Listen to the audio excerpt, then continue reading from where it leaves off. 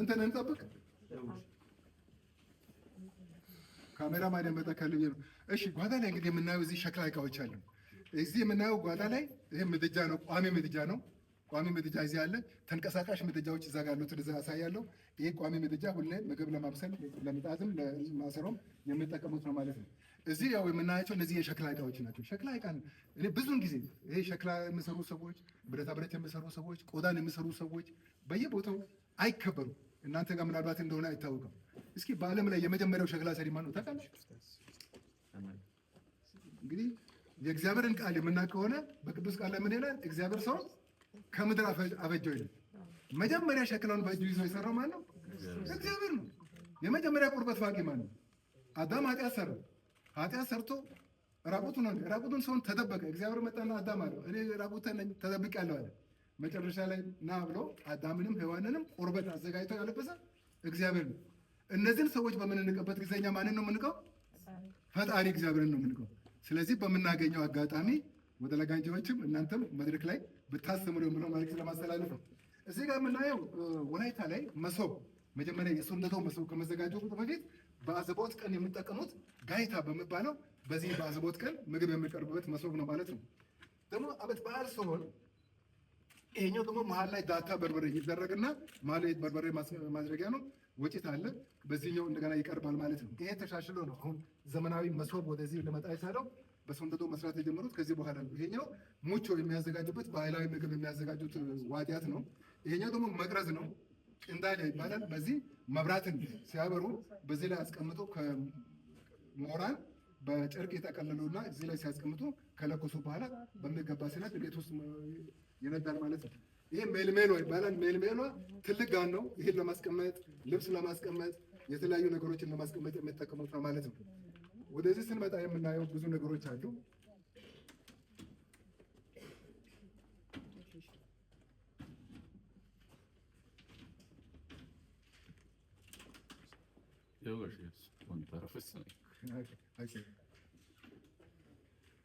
እዚህ የምናያቸው እንግዲህ ሽክናዎች እነዚህ ሽክናዎች የባህል ምግብ መጠጥ ለመጠጣት ወተት ለመጠጣት የሚጠቀሙት ሽክናዎች ናቸው። ይሄ ቦዳ ደግሞ ይሄ ጎሲያ ይባላል። ይሄ ቦዳ ደግሞ የቅጠል ቡና ለመጠጣት ስኒ ከመምጣቱ በፊት የሚጠቀሙት ይህንን ቦዳንና ከሸክላና ከእንጨት የሚጠረቡ የስኒዎች አሉ። በሱ ይጠቀሙ ነበር ማለት ነው። ይሄ ወተት ማለቢያ እቃ የሳሚያ ይባላል። መናጫ ወተት ለመናጥ ነው። ይሄ ሎኮሞ ደግሞ የምግብ ባህላዊ ምግብ የሚይዙበት ነው። ይሄ ደግሞ ቅድም የማሳየው ጋይታ ነው። እንደዛ አይነት ጋይታ ነው። ይሄ ደግሞ እቺ በጣም ብዙ ዓመት የቆየች ከ200 ዓመት በላይ የቆየች ቅርስ ስለሆነች ለብቻ ተቀምጣለች። ልክ በዚህ መልክ ያዘጋጁና እዚህ ዳታ በርበሬ ተደርጎ ስጋ ዙሪያ ላይ ይደረግና የሚመገቡበት ነው ማለት ነው። ወደዚህ ስንሻገር ደግሞ የምንመለከተው ያው ባህላዊ ምግብ ማቅረቢያ ባህላዊ ማንኪያ አለ። ሞቀ ይባላል እና ዘመናዊ አሁን እኛ ዝም ብለን የላስቲክ እቃዎችን እንጠቀማለን። እነዚህ በጣም የክብር ምግብ የሚቀርቡባቸው ናቸው። እዚህ ደግሞ የምናየው ማንቀላ ይባላል። ማንቆርቆሪያ ነው። እዚህ ጋር የምናያቸው ምግብ የሚቀርቡበት ነው። ይሄ ገንቦ ነው። እዚህ አንድ የምናያት በጣም ዩኒክ የሆነ ነገር አለ። ወላይታ የራሱ ፐርሙስ አለ። ይሄ ፐርሙስ ወላይታ አሁን ዘመናዊ ፐርሙስ እስከሚመጣ ድረስ ነጮችን በሆኑ የፐርሙስ ስራ የተማሩት ከኢትዮጵያውያን ማለት ነው። ስለዚህ የራሳችን ፐርሙስ ነበረን። ይሄ ፐርሙስ ደግሞ አጠቃቀሙን በጣም ዩኒክ ነው። ስንጠቀም ሙቅ ነገር አሁን እየጨመርኩ ነው። እዚህ ላይ ሲጨመርም በዚህ በኩል ይጨምራል።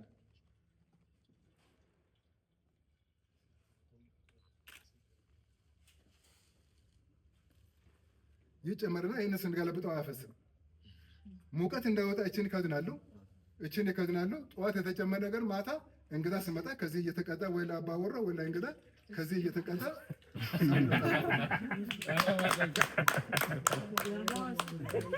ለምን አያፈስም የሚል ጥያቄ ይነሳል። አላፈሰስም ለምን አያፈስም የሚል ጥያቄ ብዙ ጊዜ ይነሳል። ለምንድን ነው የማፈሰው ብለው የኔም ጥያቄ ነው። ያንን መልስ የምንሰጠው መቼ ነው? ወላይታ የዚችን ፓተንት ራይት ካገኘ በኋላ ክፍት አድርገን በዚህ መልክ አፈስን ምለውን የምናሳየው በዛን ጊዜ እና እዚህ ጋር የምናያቸው ይሄ ሲኒዎቹ ሸክላ ሲኒዎች አሉ። እነዚህ ጀበናዎች አሉ። ጀበና 7 አይነት ጀበና አለ። ምጣድ 7 አይነት ምጣድ አለ። ይሄ መቅረስ ቅምዳሊያ ይባላል። ይሄ ተንቀሳቃሽ ምድጃዎች ናቸው። እንደዚህ እንግዳ ከመጣ እሳት ለማንደድ ወደ ወረም ለማውሰድ ሰው በብርት ከመጣ ያንን ለማሳየት የሚጠቀሙት ነው ማለት ነው።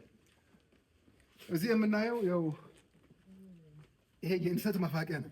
እንሰት ስፋት የኛ ሰው ቆሞ ነው እንሰትን የሚፈቀው። ይሄ የእንሰት መፋቂያ ማይልያ ተብሎ የሚታወቀው ነው። ይሄኛው ደግሞ እንሰትን አስደግፎ የሚፈቁት ኦቴታ የሚባለው ነው። ይሄ ደግሞ አምቾን ከስር ስሩን ለመጨቅጨቅ የሚጠቀሙት ይሄ እንደ በጋዝ ያለ ነው። ይሄ በአካቲያ በተባለው ስሩን የሚጨቀጭቁበት ነው። እንደገና የተዘጋጀን ቆጮ የሚከትፉበት ይሄ ጎንጊያ የሚባለው እዚህ አለ። ይሄኛው ጎንጊያ ነው። እዚህ ሙቀጫዎች ደግሞ በየደረጃቸው አሉ። ትልቁ ሙቀጫ፣ መካከለኛ ሙቀጫ እና ትንሹ ሙቀጫ ተብሎ ይታወቃል ማለት ነው። እዚህ የምናየው ይሄ ምን ይመስላችኋል? ከብቶች ጋንዳ። ይሄ ጋንዳ ሳይሆን ወንግሪያ ይባላል። ወንግሪያ ሰው የሚቀበርበት ሳጥን ነው። ወላይታ ላይ ከጥንት ጀምሮ ሰው በወንግሪያ በሳጥን ይቀበር ነበር እና ይሄንን ወጥ ከሆነ አንድ ሰው ስሞት በሰውየው ቁመት በሰውየው ውፍረት ልክ ይለካና ከዚያ በኋላ ወጥ ከሆነ እንጨት ተጠርቦ የራሱ ክዳን አለው በሱ የሚቀበር መሆኑን ለማሳየት ነው ማለት ነው። አሁን ዛሬ ዘመናዊ ሳጥን ስመጣ ይሄንን ወደ ሙዚየም አምጥተናል ማለት ነው። ይሄኛው ኮታ የሚባለው ኮታ ይሄን ለማስቀመጥ የተለያዩ እቃዎችን ለማስቀመጥ የሚጠቀሙት ይሄን ለማስቀመጥ የሚጠቀሙት ነው። ስለ ከብት አቋቋም ፕሮቶኮል ከዛ አስረዳለሁ እስከ ማስረዳ ድረስ እዚህ ከብት የሚቆመው እዚህ ነው። ከብት ሲቆም ፊቱን ወደዚህ እያደረገ ይሄ ገመድ ይታያቸዋል። ፊቱን ወደዚህ እያደረገ በዚህ ገመድ ታስሮ ከብት ይቆማል። ከከብቱ በላይ ዘዘሎ የሚባለው አለ። ይሄ ዘዘሎ ይሄ ባላ እንጨቱ ከብት የታሰረበት በቀላሉ እንዳይወድቅ እንድጫነው እንጨት ከላይ ይረበረብና በዘዘሎ ከብት ይታሰራል። ከዘዘሎ በላይ ደግሞ ሻኳ የሚባል አለ። ሻኳ የተለያዩ እቃዎችን ለማስቀመጥ የሚጠቀሙት ነው ማለት ነው ሻኳ። እና ይሄኛው የንብ ቀፎ ኮታ የሚባለው የንብ ቀፎ ነው። ይሄ ግላ ይሄን ለማበጠር የሚጠቀሙት ነው ማለት ነው። የመፍጫ ወፍጮም ይሄኛው የመፍጫ ወፍጮ ነው። ይሄ ወፍጮ የመፍጫ ወፍጮ ነው ማለት ነው። ድሮ ይሄን የሚፈጨው ዘመናዊ ወፍጮ ከመምጣቱ በፊት ይሄ ደግሞ በርበሬ መለንቀጫ ነው። በዚህ በርበሬ ይለንቀጣል። አሁን ብዙ ጊዜ የምታገኘው በርበሬ ታውቃላችሁ? ዳጣን ታውቃለች? ዳጣን ከገዛችሁ ታውቃላችሁ። ምክንያቱም ፎርጅድ ነው ማለት ዳታ ነው። ዳታ በርበሬ ይባላል። ዳጣ አለ ከተባለ ጽሁፍንም ካያችሁ ዳጣ የምሉት ፎርጅድ ነው። ዳታ ነው ትክክለኛ። ከብት ሲቆም በፕሮቶኮል ነው። መጀመሪያ የሚቆመው ማነው? ፈረስ ነው። ፈረስ ለምን መጀመሪያ ይቆማል ሲባል የወላይታ ሰው የወለዱት ልጅ እያለ በፈረሱ ይጠራል።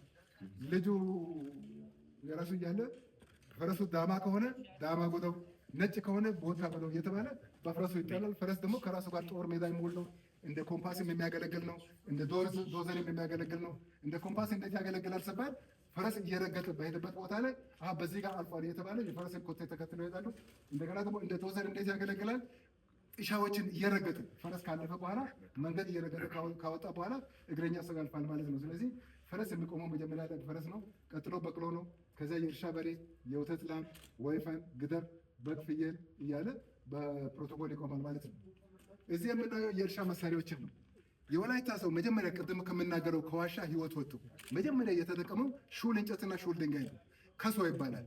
በዚህ መሬትን እየወጋ በሹል እንጨት መሬትን እየወጋ ሲሰራ ብረትን ካገኘ በኋላ መጀመሪያ የሰራው የእርሻ መሳሪያ ኮንቲያ የተባለውን የእርሻ መሳሪያ መጀመሪያ ሰርቷል። ይሄ ኮንቲያ የሚባለው መጀመሪያ ካዘጋጀው የእርሻ መሳሪያዎች አንዱ ነው። ከዚህ በመቀጠል ይህንን በማሻሻል ይሄ አይያ የሚባል አለ፣ ዋታሪያ የሚባል አለ፣ ጥኪያ የሚባል አለ፣ ሻልኪያ የሚባል አሉ። እነዚህን ሁሉ ከዚህ ቀጥሎ አሻሽሎ ያመረታቸው እንደሆነ ያን እዚህ ያስቀመጥነው ነው። ወደዚህ የምናያቸው የሙዚቃ መሳሪያዎች ናቸው። በወላይታ የሙዚቃ መሳሪያ የትንፋሽ የምትና የገርፍ ተብሎ በሶስት ይከፈላል እና ከትንፋሽ የሙዚቃ መሳሪያዎች ይሄ በዓለም ላይ ረዥሙ የሙዚቃ መሳሪያ ተብሎ የሚታወቀው ድንኪያ የተባለው የሙዚቃ መሳሪያ ነው ማለት ነው። ይሄ ድንኪያ የምነፋው በዚች ጋር ቀዳዳ አለ። በዚህ ቀዳዳ ሲነፉ በዚህ ሲነፉ ድምፁ ከላይ ይወጣል ማለት ነው። ስለዚህ ይሄ አምስቱ አንድ ላይ የምነፋ ድንኪያ የሚባል የሙዚቃ መሳሪያ ነው። በዓለም ላይ ረዥሙ የሙዚቃ መሳሪያ ተብሎ እስካሁን ድረስ ይህንን የሚወዳደር ሙዚቃ መሳሪያ አልተገኘም። ይሄ ድንኪያ የሚባለው ነው። እነዚህ ጨጨዛይ የሚባሉት የሙዚቃ መሳሪያዎች ናቸው። ጨጨዛይም ከሙዚቃ መሳሪያ ጋር የሚሄድ ነው። ይሄኛው ደግሞ መልካታ የሚባለው ለአዋጅ መንገሪያም ከሙዚቃ መሳሪያም ጋር አብሮ የሚሄድ ነው። ሌላኛው ደግሞ ይሄ ፖራሪስ ይባላል። ይሄ ደግሞ ይሄኛው ኡልዱዶ ይባላል። ይሄ ከቀንድና ከቀርከሃ የሚዘጋጅ ኡልዱዶ ይባላል። እቺ ደግሞ ዋሽንት ሶሶሌ ትባላለች። ዋሽንቷ ናት። ይሄኛው ደግሞ እምብልታ ነው። እነዚህ ደግሞ የገርፍ ሙዚቃ መሳሪያዎች ናቸው። ዲታ ተብለው ይታወቃሉ። እነዚህ የምት ሙዚቃ መሳሪያዎች አሉ። ይሄኛው ሴቴ ከበሮ ነው። ይሄ ሴቴ ከበሮ ነው። ይሄ ወንዴ ከበሮ ነው። ይሄ ወንዴ ከበሮ ነው። እነዚህ ሁለቱ ሴቴ ከበሮዎች ናቸው። ከነዚህ ከሙዚቃ መሳሪያዎች ጋር አብሮ የሚገጥመው ካምባ የሚባል እዚህ አለ። ያንን ይጠቀማሉ። ይሄኛው ደግሞ ከሙዚቃ መሳሪያ ጋር የሚሄድ ሳይሆን ይሄ ነገሬታ የሚባለው ነገሬታን የሚጠቀሙት ባህላዊ ቄሶች ናቸው ማለት ነው። ባህላዊ ቄሶች ናቸው። እንደገና በቤተ መንግስት ግቢም ለመልእክት ማስተላለፊያ ይጠቀማሉ። ይሄን ነገሬታ ባህላዊ ቄሶች ብቻ ሳይሆኑ ለምሳሌ ቤተ መንግስት ግቢ ይሄ ነገሬታ 3 ጊዜ ከተመታ ዛሬ ነገሬታ ቤተ መንግስት ግቢ ተመቷል፣ ቤተ መንግስት ግቢ ለቅሶ አለ ብሎ ሰው ወዲያው ይረዳል። ይሄ ነገሬታ 4 ጊዜ ከተመታ ዛሬ ሹመት አለ ቤተ መንግስት ግቢ ላይ ነገሬታ 4 ጊዜ ተመቷል ይባላል። ይሄ 5 ጊዜ ከተመታ ደግሞ ዛሬ አገር ተደፍሮ ነው 5 ጊዜ ተመታ ብሎ ሰው ወዲያው ፈረሱን አዘጋጅቶ ሌላ አዋጅ እስከሚደርስ ድረስ ይወጣል። 40 ጊዜ ወይም 50 ጊዜ ከተመታ ዛሬ ንግስ አለ ተብሎ ይታወቃል ማለት ነው። መልእክት ማስተላለፊያ ነው። ባህላዊ ቄሶች ይጠቀማሉ ማለት ነው። ይሄኛው ገና መጫወቻ ነው። ይሄ ገና መጫወቻ እንጨት ነው። ይሄ ገና መጫወቻ እንጨት ነው። ይሄ እነዚህ ሮሮች ናቸው ማለት ነው። ይሄ ከዋንዛ ቁጡ ፓርት ገና የሚጫወቱበት ነው። ስለዚህ ይሄ መጫወቻው ነው ማለት ነው። መጫወቻው ነው። እንደ ኳስ ያለችው ይሄ ደግሞ መምቻ ነው። ይሄ የገና እንጨት ነው። እቺ ሩሯ ደግሞ የመጫወቻ ናት። ከዋንዛ ቁጡ ፓርት የማይሰበር የሚያዘጋጅ ነው ማለት ነው። እነዚህ መቀመጫዎች በርጩማ ይባላሉ።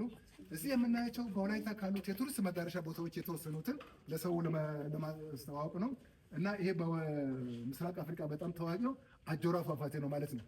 ይሄኛው ሶኬ ነው። ይሄ አጃቻ ሁለቱ ፏፏቴዎች አንድ ላይ ማንቲያ ፏፏቴ ተብለው ነው የሚታወቁት። ይሄኛው ከዚህ ወደዛ ከምባታ ነው፣ ከዚህ ወደዚህ ወላይታ ነው። ሁለቱም እነዚህ የአጆራ ፏፏቴዎች ናቸው። እዚህ የምናየው ይሄ ትክል ድንጋይ በወላይታ ከ200 በላይ ትክል ድንጋዮች አሉ። ይሄንን ሰው በተለምዶ የግራኝ ድንጋይ ብሎ ይጠራል። ግራኝ ጋር ምንም ግንኙነት የሌለ መሆኑን ደግሞ ፕሮፌሰር አንፍሬ የሚባል በአውሮፓ አርት ጥናቱ ላይ እነዚህ ድንጋዮች አጥንተው እነዚህ ድንጋዮች ከዛሬ 1500 ዓመት በፊት የተተከሉ ናቸው ብለው አረጋግጠዋል። ይሄ ማለት እንግዲህ ግራኝ ማመት ከተንቀሳቀሰ ገና 500 ዓመት አልሞላ። ይሄ ድንጋይ ደግሞ ከዛሬ 1500 ዓመት በፊት ከተተከለ የወላይታ ንጹህ አሻራ እንጂ ከግራኝ ጋር የሚያገናኝ የለውም። እነዚህ ትክል ድንጋዮች አሉ። በወላይታ ከ200 በላይ ትክል አሁን እዚህ ሶዶ ወደ ሞቼ ቦራቡ ስትሄዱ ገነሜ ላይ ያሉ ትክል ድንጋዮችን እግረ መንገዳቸውን ቢያዩ አንደኛው ቱሪስት መስህብ ቦታ ነው ማለት ነው።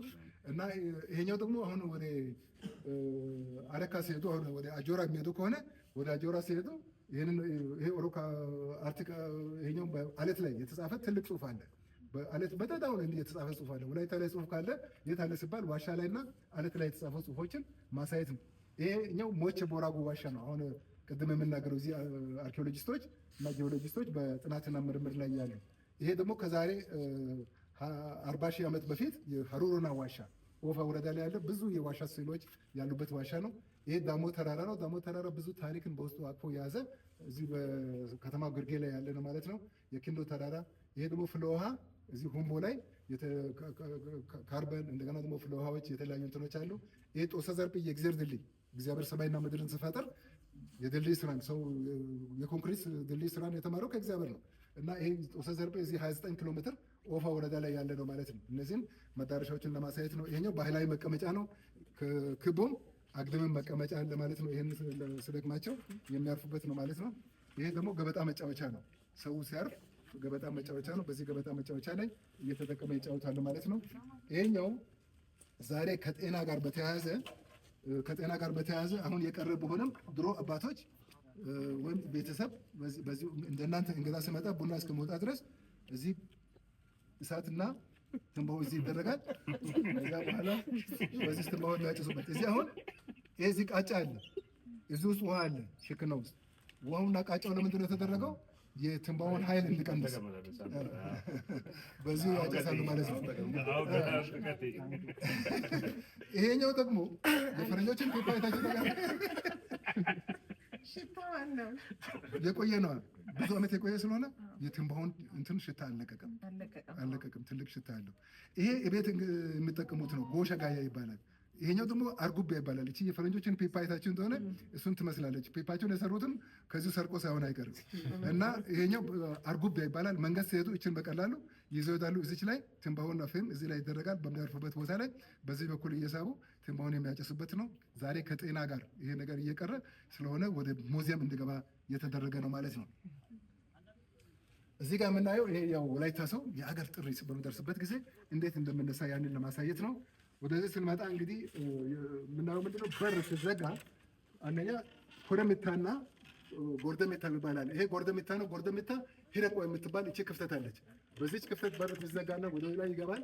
እንደገና ደግሞ በላይኛውም ሂረቆ ላይ ይሄኛው ደግሞ ይገባል። ከዚያ በኋላ አግድም ኮረምታ የሚባለው ይሄ አግድም ይገባና እዚች አፏ ላይ ይሄ እዚህ ሾልኮ ከመጣ በኋላ እዚህ ጫፏ ላይ ይሄ ኮልቢያ ከተዘጋ በኋላ በሩ በአስተማማኝ ሁኔታ ተዘጋ የሚባለው ከዛ ጋር ተያይዘው ነው ማለት ነው። እንግዲህ በወፍ በረር ለማስረዳት የሞከርኩት ይህንን ይመስላልና አስተያየትም ጥያቄ ካለ ይቀበላለሁ።